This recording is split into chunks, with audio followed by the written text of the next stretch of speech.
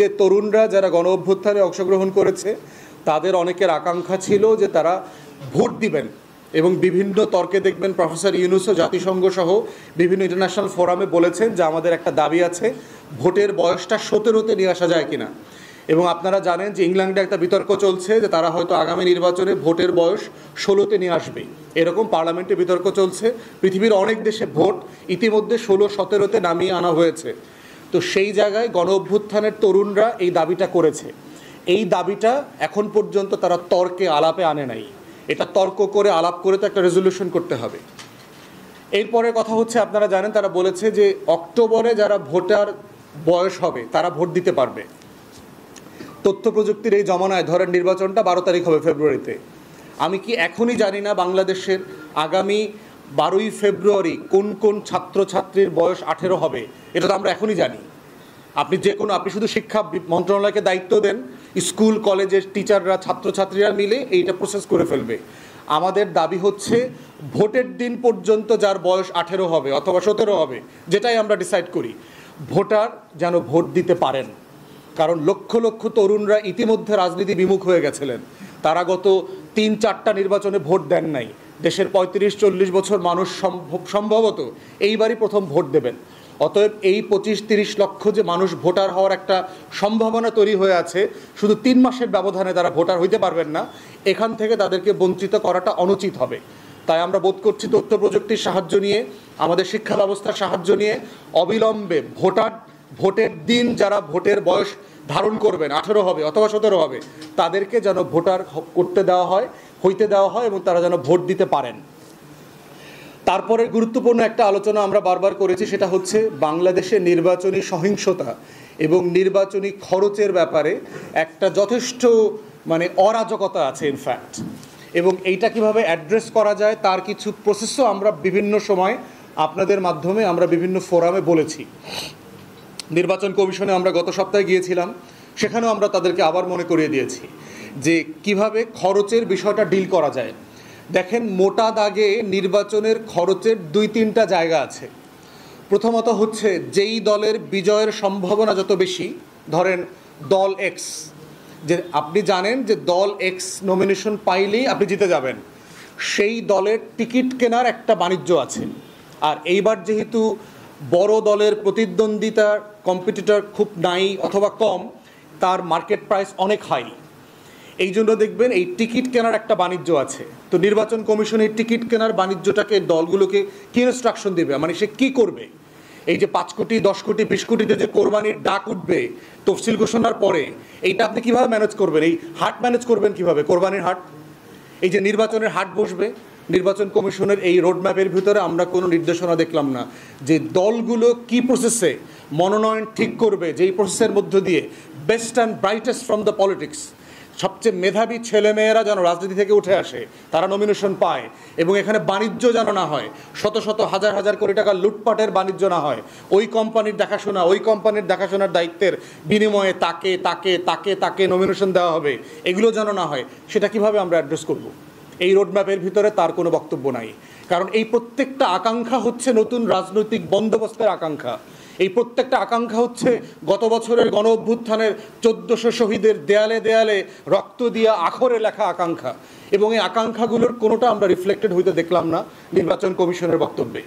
এরপর দেখেন, ক্যাম্পেইন কস্টের দ্বিতীয় জায়গা হচ্ছে নির্বাচনের উপকরণ, যেগুলো ছাপাতে প্রচুর খরচ হয়, লিফলেট, ব্যানার, পোস্টার, ফেস্টুন, এইটা সেইটা যেটা আছে, এগুলোতে খরচ হয়।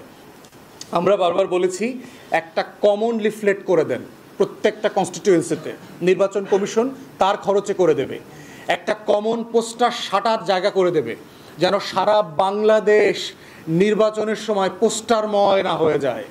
পরিবেশের কি পরিমাণ ক্ষতি হবে চিন্তা করেন, কি পরিমাণ গাছ কাটতে হবে, কি পরিমাণ কাগজের অপচয় হবে, শুধুমাত্র একটা ইনফরমেশনের জন্য যে আমি তমুক দল থেকে দাঁড়াইছি, আমার মার্কা তমুক, আমার ব্যালট নাম্বার তমুক, এই 4টা ইনফরমেশনের জন্য কি পরিমাণ হাজার হাজার কোটি টাকার অপচয় হবে। বলতে পারেন এটা তো একটা অর্থনীতি, ওই ব্যবসায়ীরা তো লাভ হবে। ওই অর্থনীতিতে যার কালো টাকা আছে, যে সজ্জন মানুষ ভালো রাজনীতি করতে চায়, নির্বাচন করতে চায়, সেই ছাপানোর টাকা কোথায় পাবে? এই লাখ লাখ টাকা কোত্থেকে আসবে? সেটার কোনো আয়োজন আমরা দেখলাম না। আমরা বারবার বলেছি কমন ম্যানিফেস্টো করে দেন, কমন ব্যানার করে দেন, কমন ফেস্টুন করে দেন, এবং লোকাল প্রশাসন ঠিক করে দেবে যে এগুলো স্থানীয়ভাবে কোথায় সাঁটা হবে। তাহলে সবাই জানবে, এক জায়গা থেকে তথ্যটা পড়বে। বাড়িতে বাড়িতে প্রয়োজনে মাইকিং করে পোস্টার বিলি করার ব্যবস্থা করে দিয়ে আসেন। আপনার লোকাল তথ্য আপা, লোকাল স্বাস্থ্য আপা, লোকাল কৃষি কর্মকর্তা, লোকাল প্রশাসনের মাধ্যমে এটা করেন। আর একটা খরচের জায়গা হচ্ছে মিছিল সমাবেশ। আপনারা জানেন যে নির্বাচনকে ঘিরে প্রত্যেকটা রাজনৈতিক দল ব্যাপক মাইকিং করবে এলাকাতে, দিনে রাতে গান বাজনা কনসার্ট, ব্যাপক পরিবেশ দূষণ হবে এবং ব্যাপক শব্দ দূষণ হবে, এবং এটা করতে গিয়ে কোটি কোটি টাকা, হাজার হাজার কোটি টাকা নষ্ট হবে। যাদের সামর্থ্য আছে তারা এগুলো নিয়ে কথা বলছে না, কিন্তু যারা রাজনীতিতে পরিবর্তন দেখতে চায়, রাজনীতিতে গুণগত বিনির্মাণ দেখতে চায়, আমরা বারবার বলেছি যে এই সমাবেশ করবার জায়গা, ম্যানিফেস্টো ঘোষণা করবার জায়গাটা একটা কমন প্লেসে নিয়ে আসেন। লোকাল কনস্টিটিউয়েন্সিতে এক জায়গাতে এসে সব রাজনৈতিক দল তাদের কমন ম্যানিফেস্টো ঘোষণা করবে, সাংবাদিকরা সেখানে যাবেন, সেখানেই প্রশ্ন উত্তর হবে, এবং এটা প্রয়োজনে এক কনস্টিটিউয়েন্সিতে আপনি 5টা করেন, কিন্তু কমন প্রোগ্রাম করেন, এবং এই খরচটা আপনি লোকাল প্রশাসন বিয়ার করুক। এখন বলতে তারা আমাদেরকে যুক্তি দিচ্ছে যে ভাই বড় দল, সে তো 500 লোক আসবে না। 500 লোক আসবে কেন? আপনি দল ঠিক করে দেবেন। ঐকমত্য কমিশনে আমরা একটা মিটিং হলে গিয়ে সবাই মিলে কথা বলেছি না? তাহলে যার যার দলের পজিশনকে ঐকমত্য কমিশনে আমরা প্রচার করতে পারি নাই, সেটা কি সারা দেশের মাধ্যমে, গণমাধ্যমের মাধ্যমে সারা দেশের মানুষ জানতে পারে নাই? পারছে তো। তাহলে আমার হাজার হাজার লোক দিয়ে কাজটা করতে হবে কেন? এটা তো 60-এর দশকের মডেল।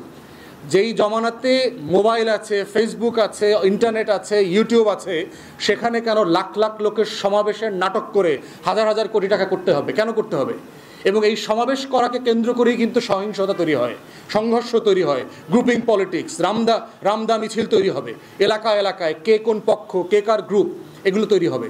তাহলে যদি লোকাল প্রশাসনের উদ্যোগে একটা ম্যানিফেস্টো মিটিং হয়, যেখানে অথবা 5টা ম্যানিফেস্টো মিটিং, এটা লোকাল প্রশাসন ঠিক করুক, নির্বাচন কমিশন ঠিক করুক, তাহলে খরচের দায় কমে যাচ্ছে। থার্ড হচ্ছে আপনার খরচের বড় জায়গা হচ্ছে নির্বাচনের দিন। আপনারা যারা সাংবাদিক হিসাবে নির্বাচন কভার করেছেন আপনারা জানেন, প্রত্যেকটা সেন্টারে, প্রত্যেক প্রার্থীকে আপনার সেন্টারে বুথ হিসেবে 4টা 5টা 10টা রুমে পোলিং এজেন্ট দিতে হয়। এই এজেন্টকে প্রত্যেক দিনে ওই দিনের জন্য 1000 টাকা 2000 টাকা থেকে শুরু করে আরও বেশি টাকা ক্যাশ দিতে হয় প্রার্থীকে। এরপরে হচ্ছে তাদের খাওয়া দাওয়ার দায়িত্ব, এবং আরও 50-100টা লোক রাখা লাগে ওই সেন্টারে, মারামারি, সিকিউরিটি, তারপরে ভোটারদেরকে ওয়েলকাম করা, এগুলো করতে। অধিকাংশ এমপি নির্বাচন যারা করেছেন এমন ক্যান্ডিডেটরা আমাকে বলেছে ওই দিনই 50 লাখ থেকে 1 কোটি টাকা খরচ হয় একদিনে। তো আপনি 25 লাখ টাকার গল্প আমাদেরকে শোনাইলেন, আমরা কি এই দেশে ডাইল চাল সিদ্ধ করে খাই না? আমরা কি কাঁচা চাল খাই? আপনি 25 লাখ টাকাতে একটা মেম্বার নির্বাচনে সে বেশি টাকা খরচ করে। তাহলে আপনি এই 25 লাখ টাকার দিলেন, আপনি থ্রেশহোল্ড বলে দিলেন, কিন্তু আপনি রাষ্ট্র খরচের কোনো দায় নিচ্ছে না, দায়িত্ব নিচ্ছে না। এটা কিভাবে সম্ভব? হাত পাও বেঁধে আপনি বলছেন হলফনামায় মিথ্যা কথা লিখবেন না, কিন্তু তাহলে আপনি রাষ্ট্র আইন করে প্রত্যেক প্রার্থীকে মিথ্যা কথা বলবার জন্য বাধ্য করছে, এবং তারপর তাকে আবার আপনি মনোনয়ন বাতিল করবেন, শাস্তি দিবেন, কোর্টে নেবেন। এগুলো ডাবল স্ট্যান্ডার্ড না? এটা তো সংস্কারের নির্বাচন কমিশন হইল না। অতএব সেই জায়গায় আমরা বোধ করছি ক্যাম্পেইন কস্ট, ওই দিনকার তো পুলিশ থাকবে ওখানে, আনসার থাকবে, পোলিং এজেন্ট থাকবে, সরকারি কর্মকর্তা কর্মচারীরা স্কুলে থাকবে, তাদের তো আর সরকার খাওয়া দাওয়ার ব্যবস্থা করবে, তাদের তো ওই দিনকার সরকার একটা ভাতা দেয় ওই দিনকার দায়িত্ব পালন করবার জন্য। তাহলে পোলিং এজেন্টের ভাতাটা দিতে সমস্যাটা কোথায়? পোলিং এজেন্ট যদিও দলীয়, কিন্তু সে তো রাষ্ট্রের দায়িত্ব পালন করছে, সে তো সরকারকে সাহায্য করছে ওখানে গিয়ে। অতএব সেই বাস্তবতাতে আমরা বোধ করছি নির্বাচনের দিনের খরচ যদি সরকার, রাষ্ট্র দায়িত্ব নিতে পারে, এবং দায়িত্ব নেওয়া সম্ভব, যে পরিমাণ টাকা দরকার এইটা যদি সরকার দায়িত্ব নিয়ে করে, আইন শৃঙ্খলা বাহিনী কাজ কমে যাবে, ভায়োলেন্স কমে যাবে, সহিংসতা কমে যাবে, কালো টাকার ছড়াছড়ি কমে যাবে, এবং এর মাধ্যমে আপনাদের যেটা হবে একটা স্বচ্ছ ভালো নির্বাচন আমরা দেখতে পাবো, এবং এটার মধ্য দিয়েই হচ্ছে ভালো রাজনীতি তৈরি হবে, ভালো রাজনীতিবিদ তৈরি হবে। সৎ মানুষ, ভালো রাজনৈতিক নেতাদের টাকা থাকে না। অতএব ভালো রাজনীতিবিদ এই জাতি চায়, কিন্তু স্বচ্ছ রাজনীতিবিদ তৈরির কোনো দায়িত্ব এই রাষ্ট্র নেবে না। এটা তো ডাবল স্ট্যান্ডার্ড হয়ে গেল। পৃথিবীর বহু দেশে আপনার ভালো রাজনীতি তৈরি করবার জন্য রাষ্ট্র ফান্ড করে, পলিটিক্যাল পার্টিকে, নির্বাচনকে ফান্ড করে, ইলেকশনের কস্ট বিয়ার করে, কিন্তু সেইটা আমরা এখানে দেখতে পাচ্ছি না। তাহলে নির্বাচন কমিশন যে রোডম্যাপ দিয়েছে সেখানে গুরুত্বপূর্ণ অনেক জিনিস যেমন এসছে, কিন্তু সংস্কারের যে একটা গণ অভ্যুত্থান পরবর্তী যে আকাঙ্ক্ষা, সেই আকাঙ্ক্ষাগুলো আমরা এখানে দেখতে পাই নাই। এবং আমরা বোধ করছি যে এখনও সময় আছে, যদি আপনারা চান এই কাজগুলো করা সম্ভব বলে আমরা বোধ করছি। এবং এইটা করতে পারলে যেটা হবে, আমরা একটা ঐতিহাসিক নির্বাচন করতে পারবো। এবং আমাদের পক্ষ থেকে আমরা এটাও বলেছি, প্রত্যেকটা পোলিং সেন্টারে বুথ না করে নির্বাচনটা মাঠে নিয়ে আসেন। খেলার মাঠে অথবা স্কুলের মাঠেই তো নির্বাচনগুলো হয় অধিকাংশ সেন্টারে, কিন্তু সামনে মাঠ আছে। মাঠ থাকলে যেটা হবে যে আপনার এতগুলা বুথের জন্য প্রত্যেকটা বুথে একজন আনসার, একজন এই রিটার্নিং অফিসার, প্রিজাইডিং অফিসার, এত কিছু করতে হবে না। খোলার মাঠে আপনি তাঁবু করে দেন, এক পাশ থেকে ঢুকে আরেক পাশ থেকে বের হয়ে আসবে, এবং এতে আপনার স্টাফিং কম লাগবে, আপনার আইনশৃঙ্খলা পরিস্থিতি নিয়ন্ত্রণ করা সহজ হবে। প্রয়োজনে আপনি সিসিটিভি দিয়ে নিয়ন্ত্রণ করতে পারবেন। আপনি প্রত্যেক রুমে সিসিটিভি বসাইলে একটা সেন্টারে আপনার 20টা সিসিটিভি বসাইতে হবে, একটা মাঠে করলে আপনি 5টা সিসিটিভি দিয়ে করতে পারবেন। সরকারের খরচ এখানে কমে আসবে। অতএব এই মৌলিক জায়গাগুলো যদি আমরা অ্যাড্রেস করতে পারি, তাহলে আমরা মোবাইল ভোটিং সেন্টারের কথা বলেছি, যে যেখানে যেখানে সুযোগ আছে আপনি দেখবেন যে বিশ্ব সাহিত্য কেন্দ্রের গাড়ি আছে, মোবাইল লাইব্রেরি, বাংলাদেশে মোবাইল পোস্ট অফিস আছে, মোবাইল ব্যাংকিং আছে, ক্যাশ মেশিন আছে। দেখবেন বিভিন্ন মিটিংয়ে, বড় বড় সমাবেশে মোবাইল এটিএম মেশিন নিয়ে যায়। যেখানে যেখানে আইনশৃঙ্খলা বাহিনীর সিচুয়েশন নিয়ন্ত্রণের মধ্যে থাকবে, এমন জায়গাতে আপনারা মোবাইল ভোটার কেন্দ্র করতে পারেন, যেন দূর থেকে খেওয়া পার হয়ে অটোতে করে এই ফুসপানির টাকা নিয়ে ভোট কেন্দ্রে আসতে না হয়। রাষ্ট্র ভোট কেন্দ্রকে বাড়ির দরজায় নিয়ে যাবে। এতে অবৈধ টাকার লেনদেন কমে যাবে এবং খরচও কমে যাবে দুই দিক থেকে।